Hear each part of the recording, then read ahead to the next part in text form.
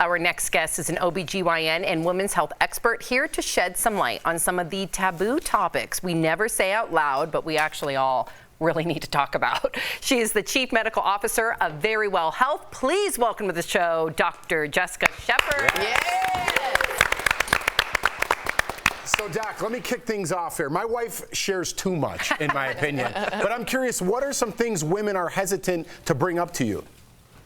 I think anything that is below the belt is really where we are starting to see some of the conversation not wanting to be expressed verbally, but we all know in their heads that these are the questions that they're thinking of. And that usually has to do with anything such as libido or dryness and anything that can cause issues with the pelvic region during menopause.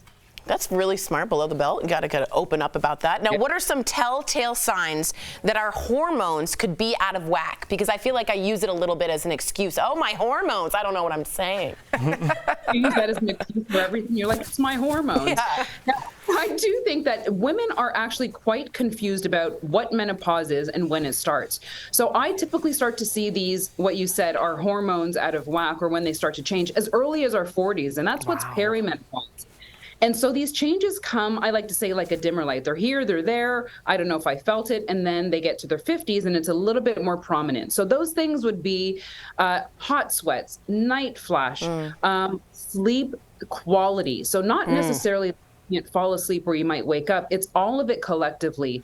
And then also just really the irritability. So that's where a lot of people like to point fingers at perimenopause and menopause is the irritability, but it really has been shown in literature how that starts to change some of our mood. Wow, I'm definitely in perimenopause then. Wow, Yeah, really? I think I am. Oh, wow. Well, I get irritated quite a bit. So do I. Hey, wait a minute, so does Jeff. Yeah. Okay, but let me ask you this. Over half of all women report having a lower sex drive by age 50. What causes this, and is this something you can just talk yourself out of? What would your advice be? I think that there are two ways to look at that, two different buckets. Now, there's the physiologic part, which is what happens during menopause. And those are because of shifts with our decline in estrogen, testosterone. Women have testosterone. And when that starts to decline, that, again, changes our libido. But we also have the mental, emotional aspect of libido and how we think about it, and if we even think about it. So it really takes two different varieties of how you're going to look at that. Saying, hey, doc, I think that as menopause, I'm starting to see shifts with my hormones, which can be dealt with from a medical, clinical standpoint, but also tuning into it from the mental, emotional aspect of, I may not have that drive anymore, but what are some things that I can do with how I view intimacy and leaning into that a little bit more? It takes a little bit more work from that as well. Get your groove back. Hey, sis, how you doing? So good. I love Dr. Shepard, y'all. Okay, she is a baddie. Okay, so another thing that women often deal with as they get older are bladder leaks. So what can women do to prepare for bladder leaks before they become a regular thing? And how can we deal with them when they do? I think is not waiting until it gets so severe and detrimental, then it does become a little bit harder to deal with, which usually might have to do with some type of surgery or procedure to repair that. So even if you start to what we call stress urinary incontinence, sneeze, laugh, cough, exercise, and you may have occasional leaks of urine, is to bring that up to your doctor, because that's where it might be starting to happen. And there are things that we can do early on that may prevent or help, not a decline as rapidly. And those are the things that we can do with pelvic physical therapists. Pelvic physical therapists are just like if you injure your shoulder, you go to a physical therapist to help you with the muscles. The muscles of the pelvis and the bladder are the same way, and working with a physical therapist can really help with that.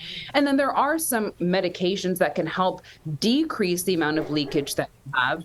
But I also think that how we carry ourselves and work out and work on exercise and the diet that we eat that can be irritants to bladder as well are all the things that we can do in our lifestyle that can help that. All right. Well, first of all, Doc, thank you for being here. And I'm asking this is almost more of a personal question. As somebody that has women in his life that he cares about, the women on this panel, my daughter, my mother who got COVID on a jazz cruise and came back, and I had to bully her over text to make her go get Paxlovid. I'm always worried that the women in my life take care of everybody else before themselves. Yes. So tell me what to look for in terms of like areas of health that women often ignore for themselves? Great question. And we heard that in your last segment as well, is that women do take on the brunt of a lot of what goes on in that household. I think being open to the conversation. Many times this is a conversation that people do not want to be a part of, but I find that when you talk more about uncomfortable things, the more that you talk about it, the less uncomfortable it becomes.